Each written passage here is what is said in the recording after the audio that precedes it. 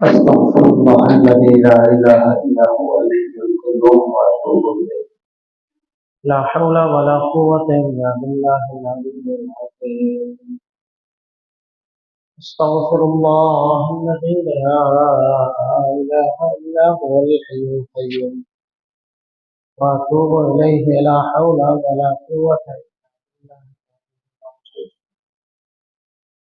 اللهم صل على محمد وعلى آل محمد كما صليت على إبراهيم وعلى آل إبراهيم إنك حميد مجيد. اللهم بارك على محمد وعلى آل محمد كما باركت على إبراهيم وعلى آل إبراهيم إنك حميد مجيد. أعوذ بالله من الشيطان الرجيم. بسم الله الرحمن الرحيم. والذي أوحينا إليك من الكتاب هو الحق مصدقا لما بين يديه إن الله بعباده لخبير بصير. ثم أورثنا الكتاب الذين اصطفينا من عبادنا فمنهم ظالم لنفسه ومنهم مقتصد ومنهم سابق بالخيرات بإذن الله ذلك هو الفضل الكبير. آمنا بالله صدق الله مولانا العظيم. আল্লাহ পাক রব্বুল আলামিনের অশেষ মেহেরবানি, রমজান শরীফের কারণে কোরআন কারীমের এই ধারাবাহিক তাফসীরের মজলিস বিরত ছিল, সাময়িক বন্ধ ছিল। দীর্ঘ বিরতির পরে রমজানের পরবর্তী আজকে প্রথম বুধবারের এই প্রথম তাফসীরের মজলিসে আমাদেরকে আল্লাহ পাক আসার বসার সুযোগ দিয়েছেন। এর জন্য দিল থেকে শুকর আদায় করি আলহামদুলিল্লাহ। আমরা কোরআনে কারীমের 35 নম্বর সূরা সূরাতুল ফাতির, সূরাতুল ফাতিরের 31 এবং 32 নম্বর আয়াতে কারীমার আলোচনা করছিলাম। আজকে এই আয়াত দ্বয়ের তেলাওয়াত আমি করেছি। আল্লাহ পাক রব্বুল আলামিন যদি তৌফিক দান করেন, আয়াতের আলোকে অল্প সময় কিছু কথা বলার চেষ্টা করব। আল্লাহ পাক সহিহ কথাগুলো আলোচনা করার তৌফিক দান করেন। আমলি কথা যেগুলো আসবে আমলের নিয়তে বলার এবং শ্রবণ করার তৌফিক দান করেন।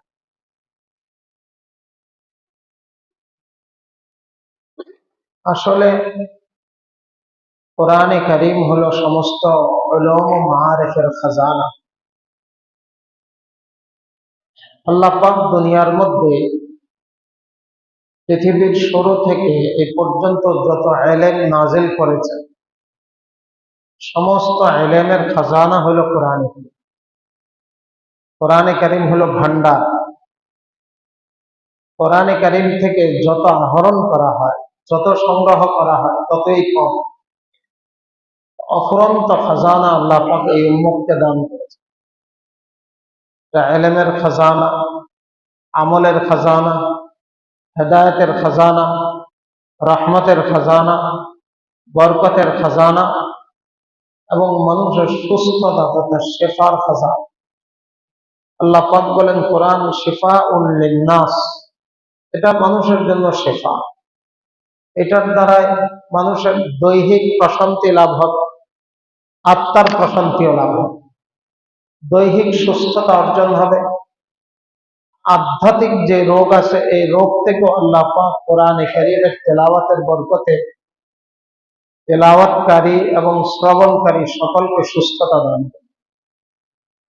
জন্য হাদিস শরীফের মধ্যে আসছে কোরআনে কারীম সাকালা, সাকালা মানে হলো মরিচা লোহার মধ্যে ধরলে এটাকে পরিষ্কার করার একটা রেত আছে, যন্ত্র আছে, এটার দ্বারা ঘষলে লোহার মরিচা জং দূর হয়ে এটা নতুন হয়ে যায়।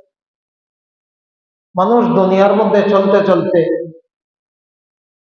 কলবের মধ্যে, অন্তরের মধ্যে কিছু ময়লা জল, আবর্জনা জল, এটাকে দূর করার, পরিষ্কার করার কোনো মাধ্যম নেই। কোনো ওষুধ, কোনো কেমিক্যাল, কোনো মেডিসিন আজ পর্যন্ত আবিষ্কার হয়নি, কিয়ামত পর্যন্ত হবে। আল্লাহ পাক অন্তরের ময়লা দূর করার জন্য এক যন্ত্র দিয়েছেন, মাধ্যম দিয়েছেন, সেটার নাম হইল কোরআনে কারীম। কোরআনে কারীম তেলাওয়াতের বরকতে অন্তরকে আল্লাহ পাক স্বচ্ছ পরিচ্ছন্ন করে দেন, সমস্ত আবর্জনা ময়লা অন্তর থেকে দূর করে দেন। কোরআনে কারীম এত বড় জিনিস, এই উম্মতকে দেওয়া হয়েছে। আল্লাহ পাক এই কোরআনে কারীমের সাথে আমাদেরকে লেগে থাকার তৌফিক দান করে। কোরআনে কারীমকে যে যত আন্তরিকতার সাথে ধরবে, সে কোরআনে কারীম থেকে তত বেশি উপকৃত হবে। কোরআনে কারীমকে মুহাব্বত করা ফায়দার থেকে খালি না, এটা একটা লাভ। কোরআনে কারীমকে মুহাব্বত করার ধরন আছে, মুহাব্বত করার পদ্ধতিও আছে, প্রকারও আছে। আমি কোন প্রকারের মুহাব্বত করি? কোরআনে কারীম দেখলে সালাম দেই, চুমো দেই, কোরআনে কারীমকে বুকে লাগাই, এটা একটা মুহাব্বত, এটা অনেক লাভ। কোরআনে কারীম যারা পড়ে তাদেরকে দেখলে ইজ্জত করি, এটাও লাভ। কিন্তু এটা শেষ না, এটা চূড়ান্ত না।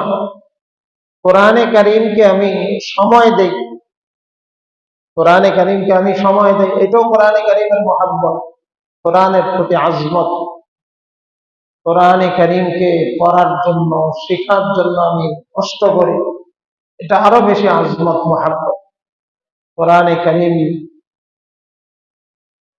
কারীমের উপর আমল করার জন্য আমি চেষ্টা করি। কোরআনে কারীম যেগুলোকে গুনাহ বলেছেন, অন্যায় বলেছেন, এগুলো পরিহার করার জন্য আমি সচেষ্ট থাকি, এটাও কোরআনে কারীমের প্রতি আজমত, মুহাব্বত। কিন্তু সবগুলো এক প্রকারের না, এক শ্রেণীর না, এক একটার থেকে এক একটা উন্নত, এক একটার থেকে এক একটা দামি আল্লাহ পাকের কাছে। আমি কোন প্রকারের মুহাব্বত করব? কোরআনে কারীমকে ইজ্জত করবো কিভাবে করব? কোন শ্রেণীর মুহাব্বত করনেওয়ালা? আমি নিজেও কোরআনে কারীম শিখি, আমার বাচ্চাদেরকেও শেখাই, আমার বিবিকেও উৎসাহিত করি কোরআনে কারীম শেখার। আমার ফ্যামিলিটা কোরআনি ফ্যামিলি, কেউ এখানে কোরআনে কারীম থেকে পিছনে না, কোরআনে কারীম পড়তে পারে না এমন কেউ। আমি কোরআনে কারীম নিজেও পারি না, সন্তানও পারে না, বিবিও পারে না, তাহলে দুই ফ্যামিলির অবস্থান এক হবে না। কোরআনে কারীমকে মুহাব্বত করা, মুহাব্বতের মান দিনে দিনে এটাকে উন্নত করার চেষ্টা করা, মুহাব্বতকে আগে বাড়ানোর চেষ্টা করা। সেই সময়ে বাল্য বয়সে কোরআনে কারীমের প্রতি আমার মুহাব্বত যেমন, আজকে আমার দাড়ি পেকে গেছে, আজকেও আমার কোরআনে কারীমের প্রতি মুহাব্বত তেমন। তাহলে আমার মুহাব্বতের কি হয়নি? প্রমোশন হয়নি, উন্নতি হয়নি।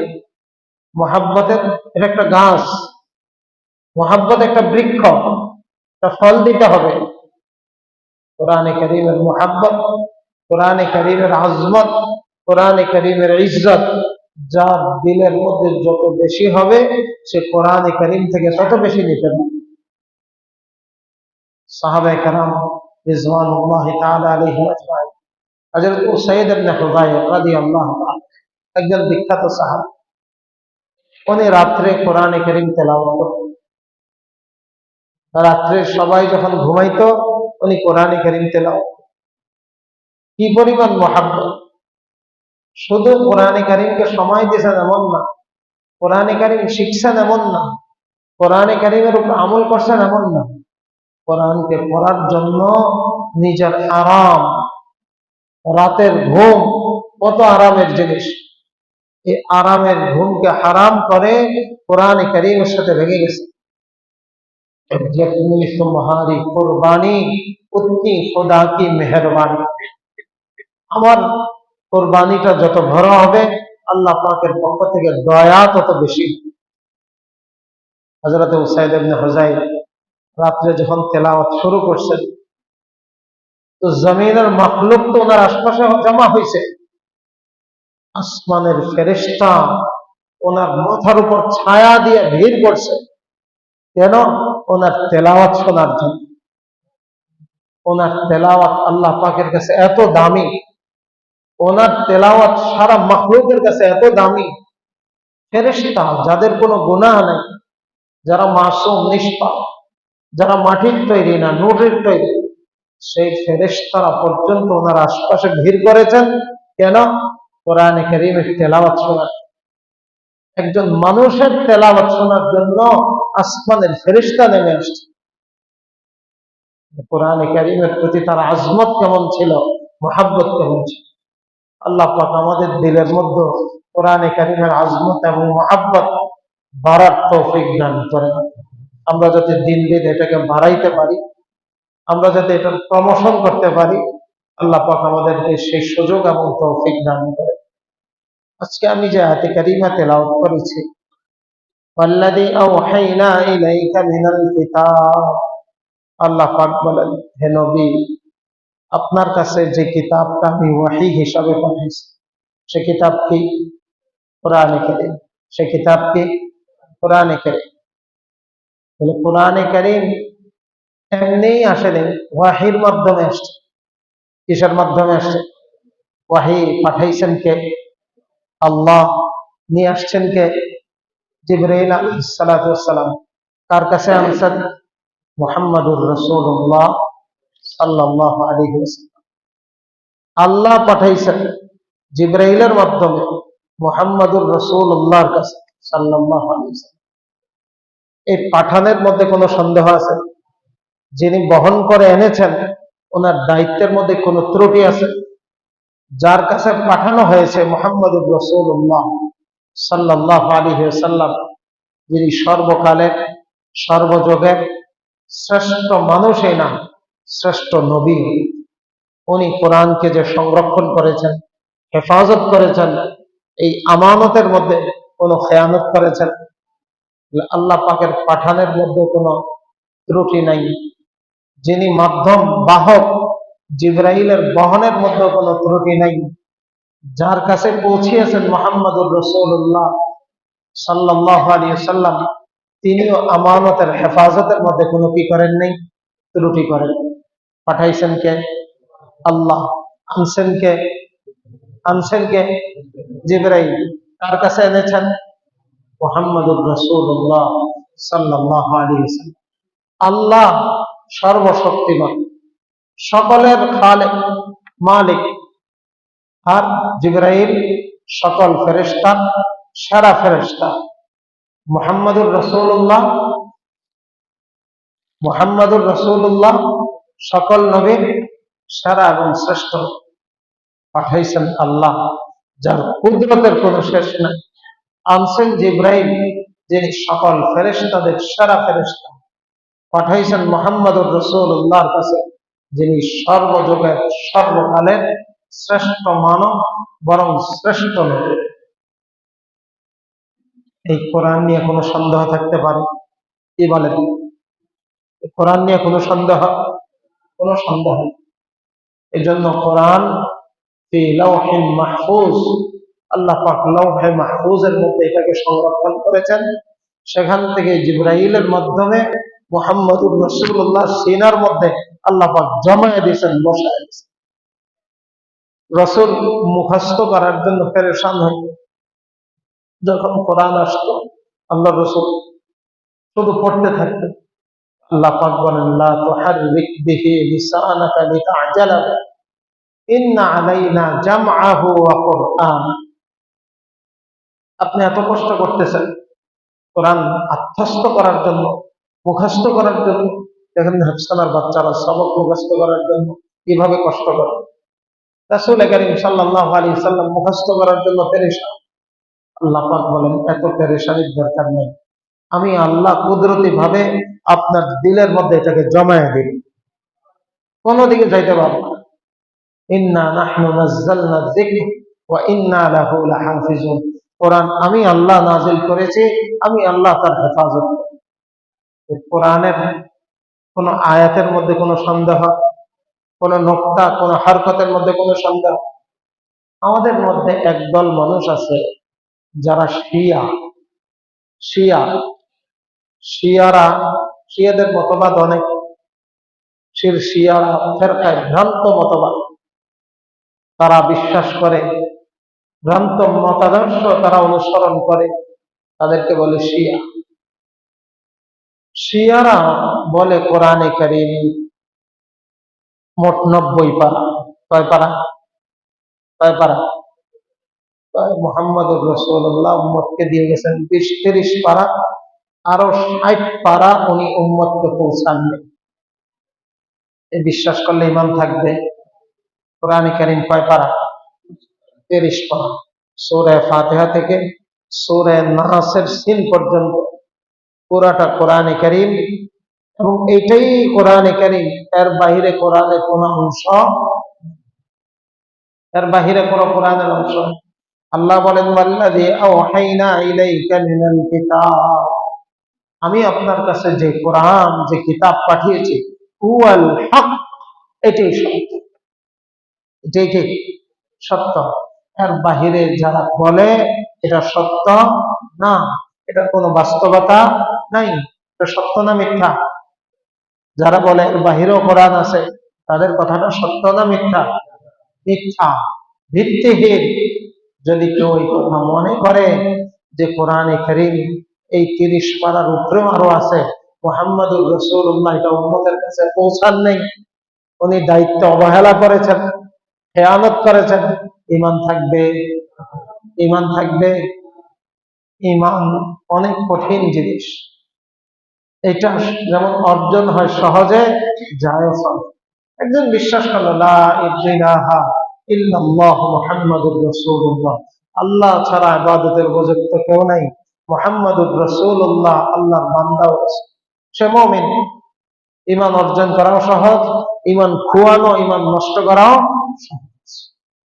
ওয়াল্লাযী আওহাইনা ইলাইকা মিনাল কিতাব, আল্লাহ বলেন যে কিতাব আমি পাঠিয়েছি, হুয়াল হক, এটা কি সত্য, সঠিক। এর বাহিরে কোনো কিতাব নেই, এর বাহিরে কোনো অংশ নাই, এইটাই কোরআনে কারীম।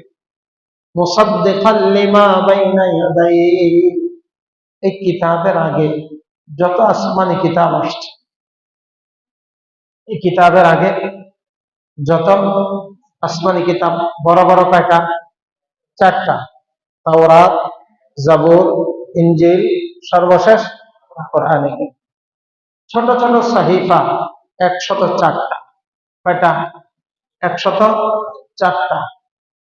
আল্লাহু আকবার। আল্লাহ পাক বলেন মুসাদ্দিকাল লিমা বাইনা ইয়াদাই, কোরআনই সত্য, কোরআন সত্য। এই কোরআন পূর্বের কিতাবগুলোকে সমর্থন করে, পূর্বের কিতাবগুলোকে কি করে? সমর্থন করে।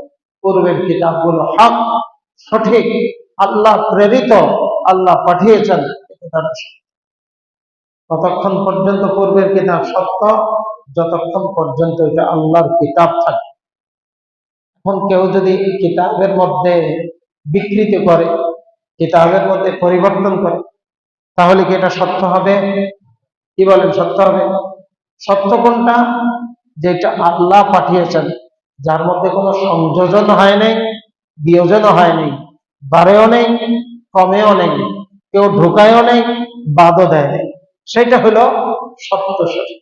আল্লাহ বলেন মুসাদ্দিকাল লিমা বাইনা ইয়াদাইহি, এই কিতাব পূর্বের কিতাবগুলোকে সমর্থন। এই জন্য হযরত জাফর তাইয়ার রাদিয়াল্লাহু তাআলা, হযরত আলীর আপন ভাই,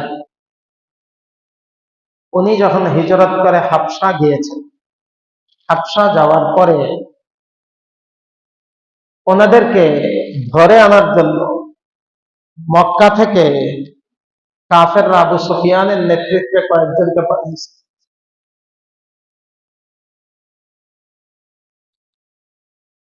আবু সুফিয়ান কাফের, পরবর্তীতে মুসলমান হয়েছে, আল্লাহ রসুলের শ্বশুর হয়েছে। তো হাবশার বাদশাকে গিয়ে বলে, আবু সুফিয়ান কাফের না মুসলমান? কাফের, সেই সময় কাফের।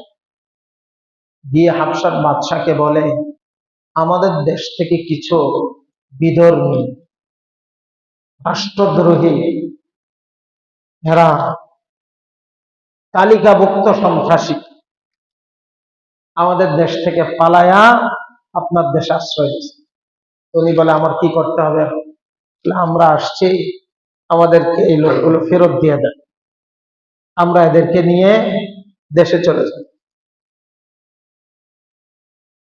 হাবশার বাদশা ছিল বিচক্ষণ, বুদ্ধিমান। উনি বলেন, এক পক্ষের কথা শুনে তো বিচার করা যায় না। করা যায়? বিচার করতে হলে কি করতে হয়? দুই পক্ষের কথা শুনতে হয়। তোমরা এসে বলছো তারা অপরাধী, সন্ত্রাসী, তাদেরকেও ডাকে। তোমরা সময় ঠিক করো, কোন সময় তাদের সাথে বসো। তো কথার কথা, সন্ধ্যাবেলায় বাদশাহ দোনো পক্ষকে ডাকছে। একদিকে কাফের যারা ওনাদেরকে আনতে গেছে, আরেকদিকে মুসলমান যারা হিজরত করে হাবশায় আশ্রয় গেছে। মধ্যখানে বাদশাহ এবং বাদশার লোক। তো বাদশাহ আবু সুফিয়ানকে জিজ্ঞাসা করেছে, তোমরা কারা? বলো। বলে, আমরা মক্কার লিডার, নেতা, আমরা মক্কা এই পুরা রাষ্ট্রটাকে পরিচালনা করি, আমাদের নেতৃত্বেই চলে। কি তোমাদের অভিযোগ কি? বলে, এই লোকগুলো সন্ত্রাসী, এগুলো তালিকাভুক্ত আসামি, আমরা এদেরকে ফেরত চাই। বলে, কি এদের দোষ কি? বলে, এরা নতুন এক বাপদাদার ধর্ম ছেড়ে দিয়ে নতুন এক ধর্ম ইসলাম তারা গ্রহণ করছে। বলে, ইসলাম ধর্মের প্রবর্তককে, ইসলাম ধর্মটা আসছে কোত্থেকে? বলে, আমাদের মধ্যে একজন ব্যক্তি মুহাম্মদ, সে নবুয়তের দাবি করেছে। বলে, আচ্ছা মুহাম্মদ? বলে, হ্যাঁ। তো বাদশাহ মনে বলে, মুহাম্মদ শেষ নবী হবে, এটা আমি পূর্বের কিতাব ইনজিলের মধ্যে মুহাম্মদের নাম সহ পাইছি। বাদশাহ বলে, আচ্ছা তার নাম মুহাম্মদ, বাবার নাম কি? বলে, আব্দুল্লাহ। বলে, দাদার নাম আব্দুল মুত্তালিব। বলে, সব মিলতেছে, সব মিলতেছে, ইনজিলের মধ্যে হুবাহু আছে। বলে, আবু সুফিয়ানকে বলে, মুহাম্মদ তোমাদের দেশের মধ্যে লোকটা কেমন, তার বংশটা কি? বলে, তার বংশের চেয়ে শ্রেষ্ঠ আর কোন বংশ পৃথিবীর মধ্যে নেই। কে বলে? আবু সুফিয়ান। আল্লাহ রসুলের দোস্ত না দুশ্মন? দুশ্মন। বলে, মুহাম্মদের বংশের চেয়ে শ্রেষ্ঠ কোন বংশ আরবে তো নাই, সারা পৃথিবীর মধ্যে নাই, তার বংশ শ্রেষ্ঠ বংশ। বলে, মুহাম্মদ? বলে, মুহাম্মদের মতো সচ্চরিত্রবান, সত্যবাদী, আমানতদার সারা আরবের মধ্যে এরকম আরেকটা যুবক নেই। তার সত্যবাদিতার কারণে, তার তার আমানতদারির কারণে আমরা তাকে সাদেক আর আল আমিন নামে আখ্যায়িত করছি। তার নাম সাদেক। সাদেক মানে সত্যবাদী, আল আমিন মানে বিশ্বস্ত। আমরা এই নামে ডাকি তাকে। এত বড় সত্যবাদী, বিশ্বস্ত। বলে, সে যে নবুয়তের দাবি করেছে, কবে থেকে? তার কাছে কি যেন আসে এরপরের থেকে। বলে, এর আগে কোনোদিন নবুয়তের দাবি করছে? তার নাম, এর আগে কোনোদিন নবুয়তের দাবি করে? আসার পরের থেকে, অর্থাৎ জিব্রাইল গারে হেরার মধ্যে আসার পরের থেকে নবুয়তের দাবি করছে। তখন বলছে, সে কোন যুদ্ধ জেহাদ করে? বলে, হ্যাঁ করে। যুদ্ধ করে, জেহাদ করে। বলে, জিতে না হারে? কখনো জিতে, কখনো হারে। বলে, তার অনুসারী কারা? সমাজের মধ্যে শিক্ষিত ধনীরা বা গরিবরা? গরিবরা বেশি তার অনুসারী। আল্লাহ আকবার। তখন এই নাজাশী বাদশাহ বলেছিল, তুমি যা যা শোনাইছ সব আমি আমার পূর্ববর্তী কিতাব, আসমানি কিতাব ইনজিলের মধ্যে হুবহু এরকম পাইছি, তোমার বর্ণনার সাথে সব মিলে গেছে। তখন মুসলমানদেরকে বলছে, তোমরা কারা? শোনাও, তোমরা কারা? বলে, আমরা মক্কার শ্রেষ্ঠ গোত্রের আল্লাহ রসুলের আপন চাচতো ভাই। তো আল্লাহ রসুলের গোত্র আর জাফর ইবনে আবি তালেবের গোত্র তো এক, বংশ এক। উনি বলে দ্বারা একটা বক্তৃতা দিছে। উনি বক্তৃতা যে কথাগুলো বলেছেন, যে আমরা ছিলাম মূর্খ, বর্বর, অশিক্ষিত, আইয়ামে জাহিলিয়াতের অনুসারী। আমরা মারামারি হানাহানিতে লিপ্ত ছিলাম। আমরা মানুষ মানুষ মেরে মানুষের গোশত আমরা খাইতাম। মানুষের মাথার খুলির মধ্যে আমরা মদ পান করতাম। হালাল হারামের কোনো বাছবিচার ছিল না। তখন বাদশাহ বলেছে, আমাদের পূর্বের নবী ঈসা আলাইহিস সালাম সম্পর্কে তোমাদের বক্তব্য কি? তখন উনি সূরা মারিয়াম তেলাওয়াত শুরু করেছে।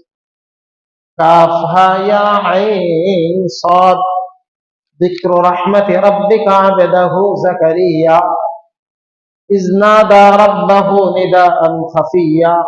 2-3 রুকু পড়ছেন। তখন উনি বলেছেন, হ্যাঁ, হযরত ঈসা আলাইহিস সালাম সম্পর্কে এইটি সঠিক এবং সত্য আকীদা বিশ্বাস। কোরআন পূর্বের কিতাবকেও সত্যায়ন করে, সমর্থন করে, পূর্বের নবীকেও সমর্থন করে। কিন্তু কোরআন আসার পরে পূর্বের কিতাবও অচল, পূর্বের নবীর শরীয়ত এবং ধর্ম অচল।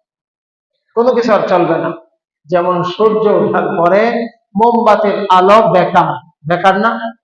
সূর্য ওঠার পরে মোমের আলো বেকার। সূর্য যখন নাই, মোমের আলোই অনেক উপকার দেয়। আল্লাহ বলেন, হুয়াল হাক্কু মুসাদ্দিকান লিমা বাইনা ইয়াদাইহি। এই কোরআন সত্য, পূর্বের সব কিতাবকে, যতক্ষণ পর্যন্ত এটা সঠিক ততক্ষণ পর্যন্ত কোরআন এটাকে সমর্থন। বর্তমানে বাজারে যে কিতাব পাওয়া যায়, তাওরাত, ইনজিল, বাইবেল, এটা কি প্রকৃত না পরিবর্তিত? পরিবর্তিত। এটা পরিবর্তন হয়ে গেছে। এটার মধ্যে আসমানি কিতাবের সব কথা নাই। তারা নিজের মন গড়া বক্তব্য রচনা এটার মধ্যে সংযোজন করেছে। ইন্নাল্লাহা বিইবাদিহি, আল্লাহ বলেন, নিশ্চয় আল্লাহ বিইবাদিহি, তার বান্দাদের সম্পর্কে লাখাবীরুম বাসীর, আল্লাহ বান্দাদের সম্পর্কে সব জানেন। বান্দার বাহিরেরটাও জানেন, বান্দার ভেতরেরটাও জানেন। জানেন কি জানেন না? বান্দা যেটা প্রকাশ করে এটাও জানেন, বান্দা যেটা গোপন করে এটাও আল্লাহ জানেন। বান্দা যেটা প্রকাশ্যে সকলের সামনে করে এটাও জানে, বান্দা যেটা নির্জনে করে এটাও কে জানেন? এই আয়াতে কারিমা ইন্নাল্লাহা বিইবাদিহি লাখাবীরুম বাসীর। এটা একটা ওজিফা বলে আমি আমল বলে আজকের কথা শেষ।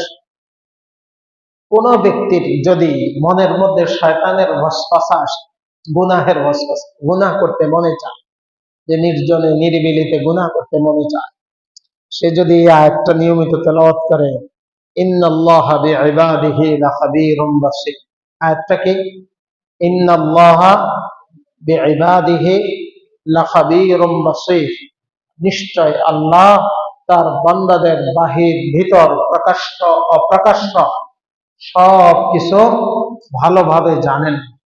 বান্দা যদি এটা বারবার পড়তে থাকে, ইন্নাল্লাহা বিইবাদিহি লাখাবীরুম বাসীর, তো আল্লাহ পাক তার দিলের থেকে আয়াতে কারীমার তেলাওয়াতের বরকতে গুনাহের ওয়াসওয়াসাটা দূর করে দিবেন।